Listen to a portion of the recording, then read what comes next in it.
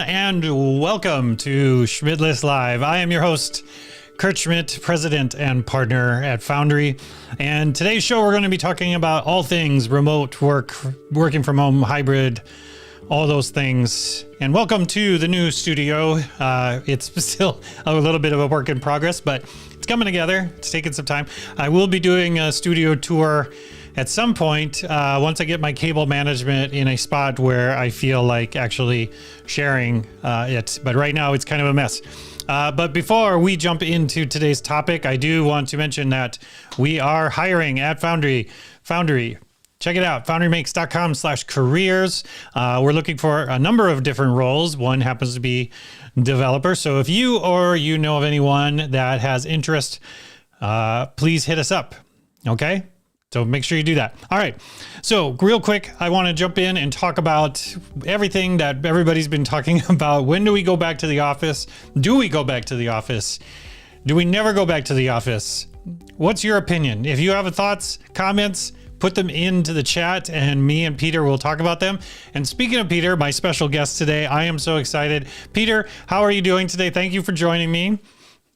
Hi, Kurt. Hi, everybody. I'm doing great.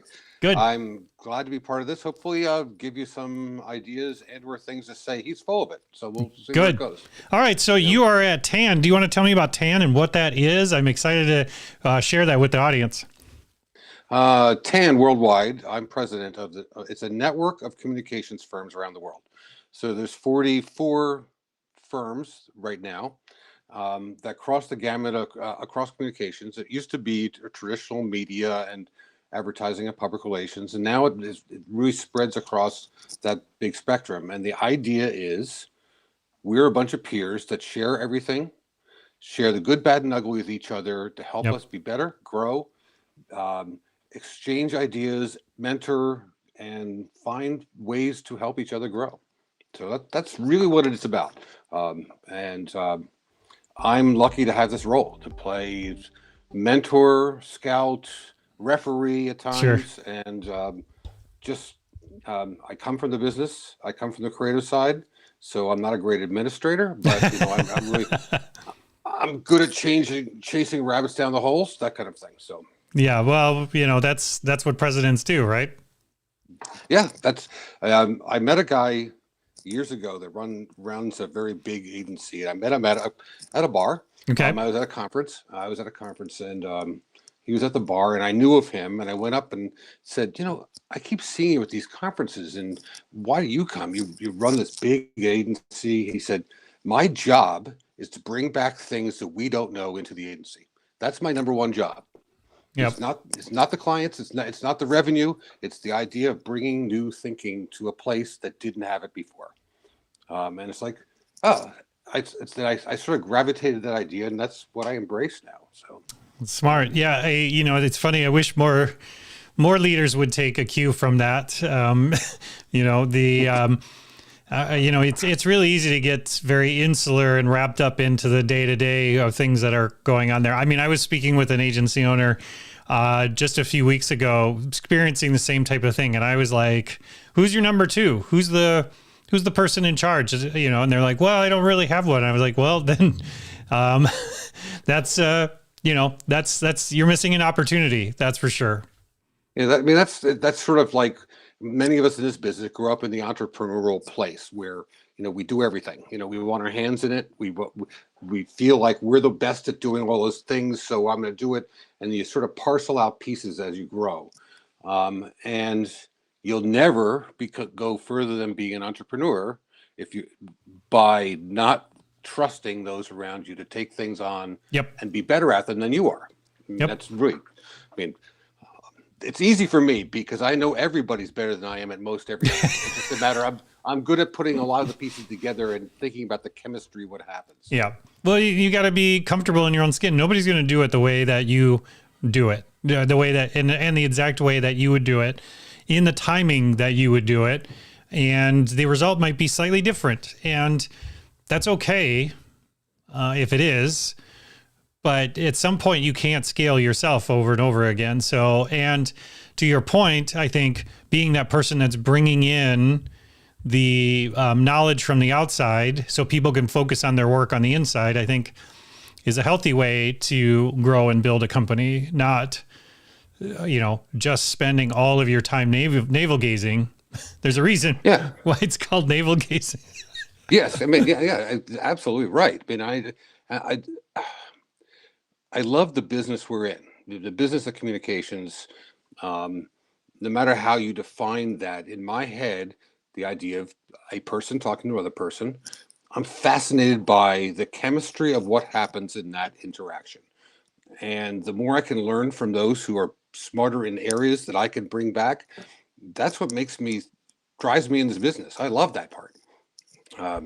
And Yeah. if I can find some nuggets out of that to improve somebody else's business, great. That's great. Yep. Well, let's jump into that topic because I think it comes back to leadership. Let's jump into what we were going to talk about today. So you talk to a lot of business owners pretty regularly. What have people been talking about with you with the idea of bringing everybody? Is everybody like, cool, all right, look at the time, it's time to get back in the office? Or are they planning, is everybody just throwing darts at a dartboard, in your opinion? What have you been hearing in the conversations you've been having, Peter? All the above. I mean, literally. I mean, it's and I've heard it. You could throw a dartboard at all the just throw the dartboard. Don't even bother throwing the darts. You could throw the dartboard. But what I'd say, the majority of what I'm hearing is the hybrid model. And for how long that is, I don't know. But I think, even those I talked to that went back early. I mean, they're 100% open again. Everybody's back in the office. I've yet to hear one that are totally thrilled with that approach. In that, boy, we did this too soon. And I think the ones that think they're going to be 100% remote and told their staff that for the next X number of months or a year or whatever it ends up being, are like, I'm not so sure there's a smart approach to this. Yeah. Because of there is an interaction that gets missing in that scenario. But the majority, I think there's a hybrid model that says X amount of time, X amount of people. We need to mix it up. We as business owners are saving a lot of money on office space by not having to have everybody in all the time. But that's not saving money to the bottom line. It should be spent on doing things that innovate the approach of their people outside. Yeah. Digital walls that have the people's screens are up and you're seeing things and all that. Invest in those pieces to make it cool to do whatever you're doing from wherever you're doing it. So what about the hard nose folks? I've talked to a number of folks that are like, they're not saying this out loud, but basically what they're communicating is, I don't trust my team. If I can't see them, then I don't believe that they're working. And what's your advice to those folks who might be fighting against this idea and fighting against people that are displaying, like, hey, it's pretty obvious, I don't need to go back full time. But there's people out there that, and I know I've talked to some of these business owners that are like, cool, yeah, time to get back in the office starting July 1st. Bye. Let's just go. Everything switches back to normal. Everything's normal, and everybody's got to be in the office at 8:30. And then let's make sure we do that. I see the back of your head. Yeah. I think they're missing an opportunity. Those people are saying, I don't trust them. They're not working hard. They're missing an opportunity to expand who they are and where they go, and taking their people and giving them opportunity to be bigger, better, grow faster, innovate, do all those things by going back to the idea of manufacturing. And I think that's when you do that hourly checkup thing, let's just, everybody get a pocket protector and everybody get the lab coat and let's just do that work. I mean, I think that's just wrong. All of us in this business, I know what you guys do at Foundry, the people I see, a lot of the components of what we do are thinking about things that we didn't think about before. And the only way to be able to do that is not to be look at the same walls. Like I can look up at the things across my desk here and I see the same things all the time. And I think about how I have to change that up, especially since I've been looking at these same things now for more than a year. Yeah. And I think about my career and how many years I spent at the same desk. Or, I was lucky I work in a company, I moved my offices a lot, but it was always the same kind of thing. And I think we have to embrace that versus railing against it. And I think those people who feel like they don't trust their people, then why did you hire them? Right. I mean, did you hire them to just put A to B, or do you want them to think about what else that connects to? And if you can't do that, then it's just a bad place in this kind of business. You're not Ford Motor Company. Right. Right. It's not, you're not a factory worker. You're not on the factory floor punching a clock, right? Yeah. Especially creative work, right? Which is, the business that we're in. I used to have a creative director way back when I was much younger that was like, we're not creative from 9 till 5. So we're creative all different times of the day, all different times of the week. What times we're in the office is when we're in the office, but when creativity could strike you could be over breakfast on a Saturday and whatever. And that's just as valuable or even more valuable as sitting in those meetings that you don't contribute to anyways, and you're just there for some reason. Yeah. Because you're told to be there. I think that's, half the meetings, nobody wants to go into a meeting. That what you want is the outcome of that meeting, or the input that comes from the questions you can ask. I think that's different. And why does everybody want everybody back in the office? Because then they can schedule meetings more conveniently. Yep. I'm just not so sure that's the right approach.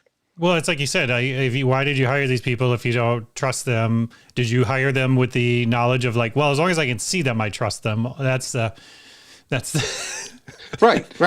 It used to be the adage was management by walking around, was the concept of walking around the office and seeing what everybody's doing. And I used to believe in that model. Back in the early day. Sure. And that was a difference because of not sitting in my office and waiting for everybody to come in to the throne and, present what they're doing, right. Stop in their office and doing it. I learned, it took a number of years, but I learned that concept of walking around is if you're the boss and you're walking around, they think you're checking up on them. Yep. And you're looking to see what's on the desk. Okay, what are they accomplishing? Oh, Is Facebook open on their computer? Yep. It's like which is not your intent, but that is the way some business owners think about why they want their people in the office. I can't tell you how many business owners I've coached over the years that, you have to understand you're like a horse walking around in the office. You think you're like a little, bunny just kind of hopping around and nobody's paying attention to you. It's like, no, you're a Clydesdale. Like everybody can feel you coming and walking around. And I know these business owners, they look and they're like, well, I don't like to perceive myself that way, so I'm not going to accept that. I'm not that I put off that kind of energy. Well, you do. And you have to recognize that that's distracting to people, and it pulls them out of whatever they were working on too. So if that's your intent, then good job.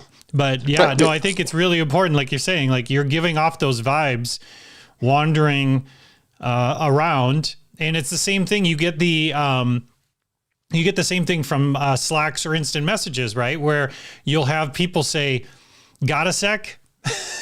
And it's like, if the boss slacks you and says, "Got a sec?" like that's jarring to some people, Right.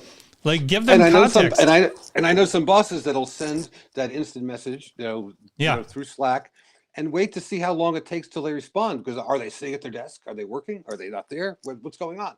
It's like timing to see who's paying attention. And I kind of treat it the other way. I get messages a lot like that, and I purposely don't answer them for a while. I know it's kind of an asshole kind of thing to do, but Yeah, well, people all have their little, processes yeah, all over the place to keep them sane. right. You Well, know? and I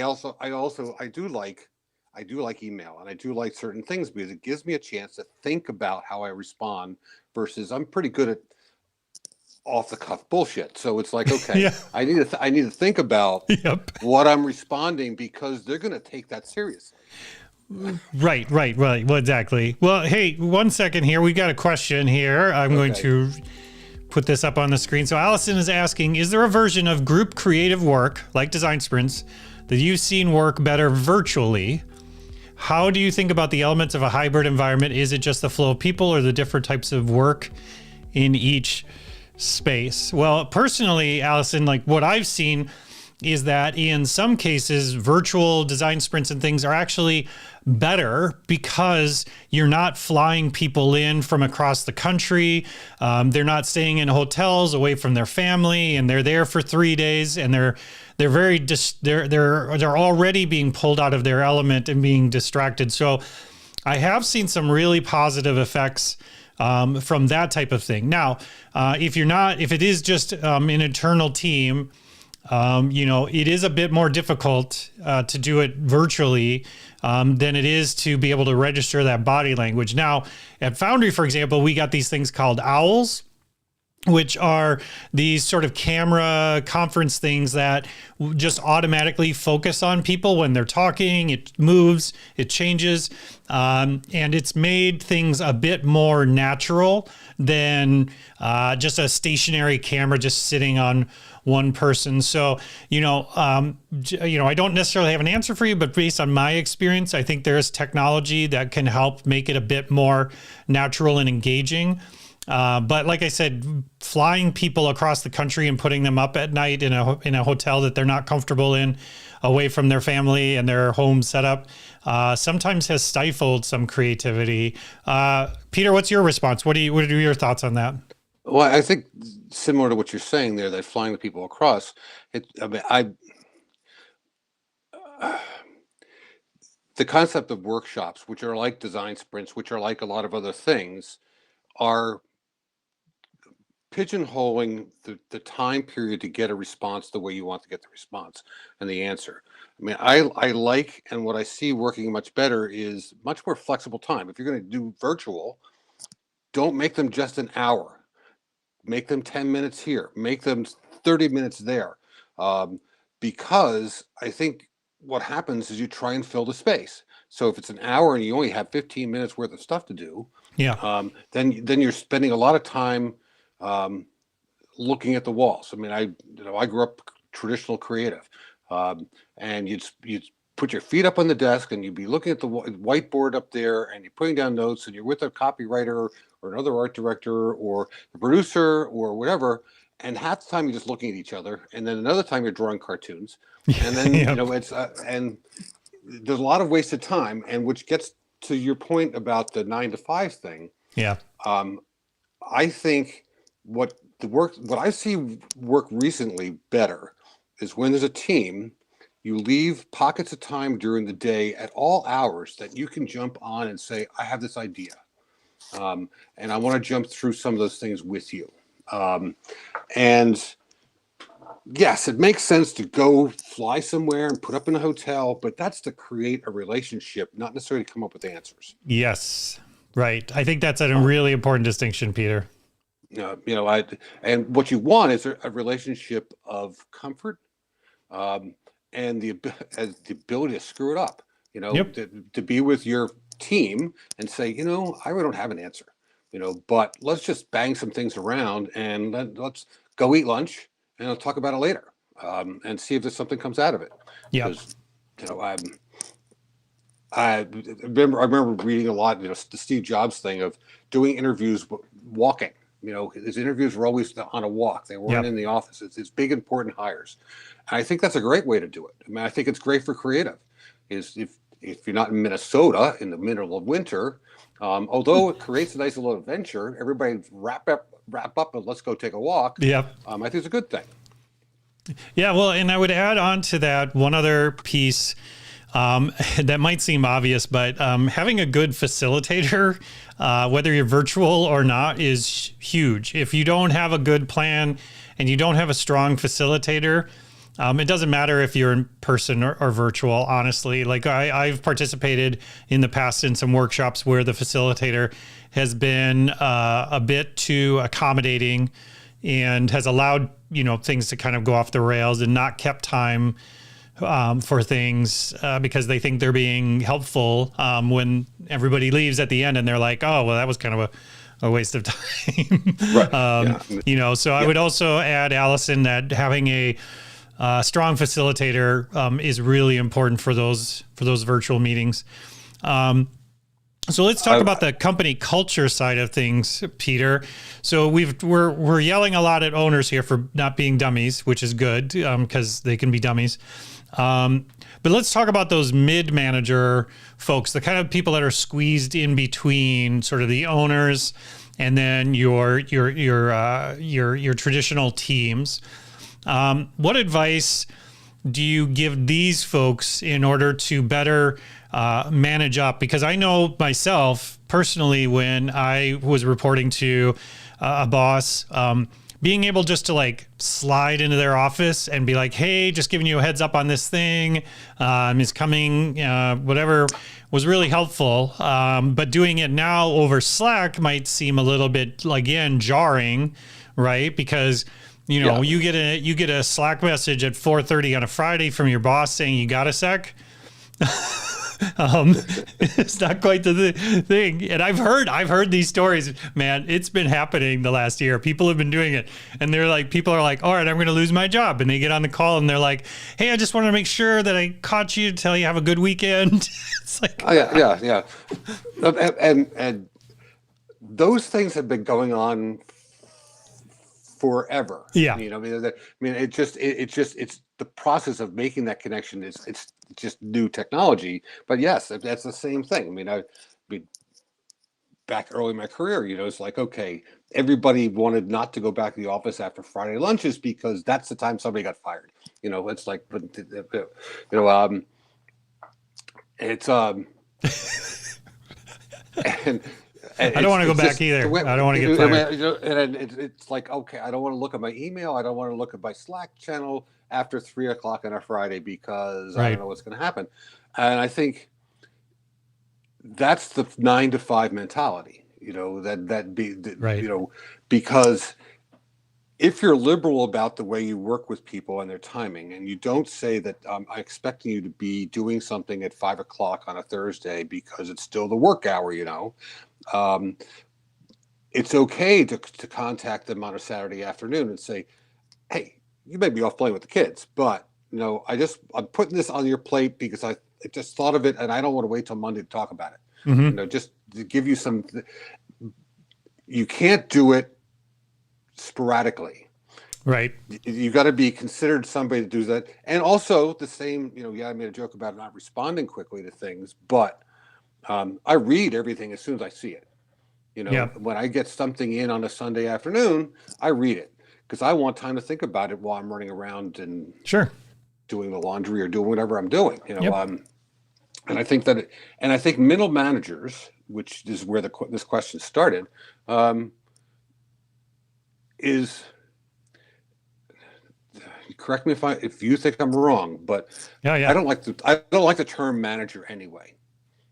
Sure. Because managers mean you're not doing anything; you're just managing. And I mean, think of a different term. Think of it as junior leaders. Think about I don't know, but I do like the word producers. And I think a producer is there to get the best out of others people. And I think using that terminology, that kind of thinking, allows for us as owners, as leaders, to give the tools and the trust down the ranks. Yep. And allow them to make decisions and, good, bad, or ugly, allow people to make decisions and be the coach to help. Don't tell them they're wrong without explaining why you think there's a different way, or the way I expect it. Yes, I'm the owner, so I expect certain things a certain way, but doesn't mean if I get a different way, it's wrong. I'm expecting it that way. Yep. And I think the more we can embrace that concept of, I years ago there was some consultant that came in and talked about how there's no such thing as a mistake. So don't use the word mistakes, is what he said, because a mistake means that somebody purposely did something wrong based on the rules that were there. Yeah. And I embraced it for what it was, but as I got older, it's like, no, we move too fast sometimes. Yep. And we do things that aren't right, and we do things for clients that aren't right. And I think the more that we do things in an honest and trustworthy fashion, we have a bag that we can dip into and say, okay, this is helping cover us to get through to the next step. Yep. So yeah, that's the manager thing to me. I mean, be careful the mid-level manager versus the mid-level producer or facilitator or team player. Right. Really what it is. Well, and to your point, Peter, and I think you touched on this, which I think is really key to this situation that of people going back or whatever, is that you as a manager or a person in charge, like, you need to be consistent. If you're not consistent, you are sending mixed messages to people. You are telling them this is okay then, but it's not okay now. And you're constantly moving the goalpost on people because you're not committing to one way is good or one way is bad, either, because you're being inconsistent, right? I say this all the time on the show, which is micromanagement is really inconsistent management, right? Where it's, it's like, I'm the boss, I'm showing up at this big meeting that I wasn't planned to show up for, and I'm voicing my opinion and doing all this stuff, and then I'm leaving. And now nobody knows who owns the problem that we've been trying to solve. Is it that guy that just came in and did this and then left? So I think in that whether regards of whether we stay virtual or go hybrid, I think it is time for people in management positions, people in team positions, to really take a hard look and say, am I being consistent as a manager? Am I managing people consistently and intentionally? Like, am I doing it not by accident, right? Like I said, if you're a Clydesdale horse running around the office, you're going to bump into stuff and knock it over. It's just going to happen. And so if you're not consistent, you're sending the wrong message. I think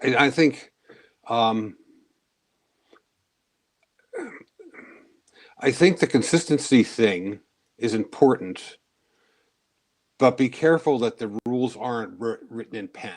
Yeah, that's good. That's a good point, Peter. I think that's, to me, because of the businesses we're in, it's about innovation. So next week, there could be a whole different way to go about doing something that we don't know right now. But I think you have to be consistent in how you approach and evaluate those decisions, and don't create the rule book that everybody has to follow. So I think there's an old friend, lawyer Doug Wood, an advertising lawyer, that whenever we tried to come up with a new book for the agency, or all the rules and regulations, he's like, no, throw it away. Because as soon as there's a book, there's a reason you're going to break it. Yeah, you're going to break the rules. So and when somebody asks for a vacation and whatever, it's. I think the same thing's true how you go about your work. This is how we're going to try to solve the problem, and this is the kind of direction we want to go for a solution. And how we get there is up to all of us together to find a solution that's different. And put stakes in the ground, not guardrails up to get there. Yeah, we used to say this when we used to write scopes of work and things. It was like, by the time the scope of work was done, the project had already changed. So right.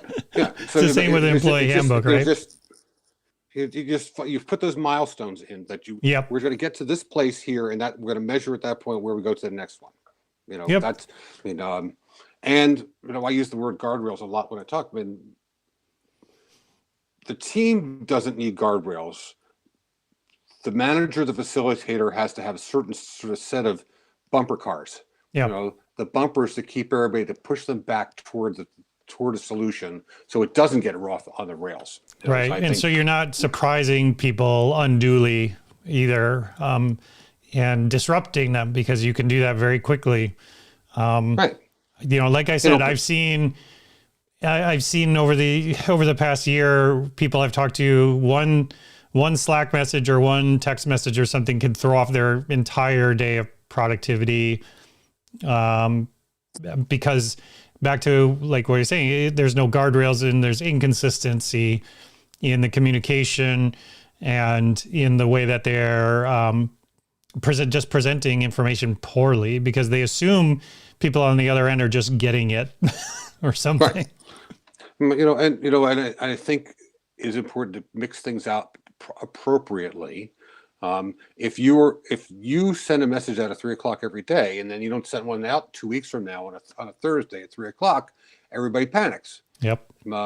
Something happened to him. Yep. I'm not on the list anymore. I'm off the list. It's all those things. So I think you got to keep it in a wave of moving things around, and yep. So it's not jarring, but it's not always totally expected. Yeah. Well, and that's honestly been the advice I've been giving business owners over the last few months that I've been talking about, like, what are you doing? How are you doing it?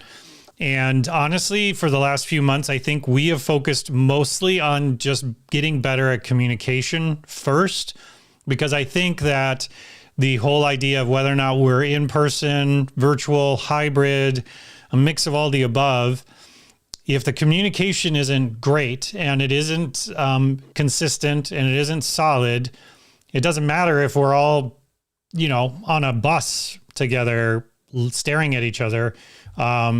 You've got to have a great process in communication and how you're running your business or how you're running your team. And if you're good at that, if you're great at that, I don't think it really much matters where people are at. And I think you got to be constantly learning. I mean, I think, 100%. And just because you own the business doesn't mean that you know everything. In fact, you should look at it as knowing the least amount of things, because you have experts that do the other parts for you. There was a good negotiations course is a great thing, not so much for dealing with your clients and getting sales done, but more of understanding how to work with people and hear what they have to say, and the whole concept of yes and. Yes, I agree with that, and then we can do this, versus the no concept. Yep. I think good negotiators are good at that. Yep. That makes a lot of sense. Well, Peter, I want to thank you for taking the time to join me today. You and I know we could go on for days. I really enjoy our conversation, so I thank you for taking the time to join me. If I want to know more about TAN and the work you're doing there, where is a good place to go and find more information? TAAN.org. Go to that site. That's ours. I don't think I've updated anything in a while, but there's some good videos. Understand why we do what we do. They're on the site, and reach out to me. You'll find my link on there. I'm happy to answer questions for anybody and anybody that are going to help me be smarter at what I'm doing too. So that's awesome. And I know I'm glad you kept me on the guardrails pretty well. So yep, I'm applying your own logic to yourself. Thank you, cool. Kurt. That was great. Thanks, Peter. I really appreciate it. You take care. Take care, everybody. All right, everyone. Thank you for taking the time to join me today. This is a big conversation. We're going to continue having this conversation on the show over the next couple of months, maybe years, who knows, but we're going to continue having this discussion. There's another live show this Thursday where we're going to be talking about all things social media and how to make it work for you, which I'm excited to be talking with Jenna Redfield about. But if you have questions or comments, make sure you are hitting the follow and liking and subscribing and the things, and follow me on Twitter and all the, whatever, all the stuff. You know what to do. But I want to say we're going to have links in the show notes below for all the things for connecting with Peter. And just to double check that you remember from the beginning of the show, we are hiring at Foundry. So make sure you go and check out that link or forward it on to people and let them know that we are looking for people, because Foundry is growing and it's getting tight in there. We're going to have to knock down another wall soon. And yeah, it's going to be great. So anyways, thanks for taking the time today. I really appreciate it. We will see you next time.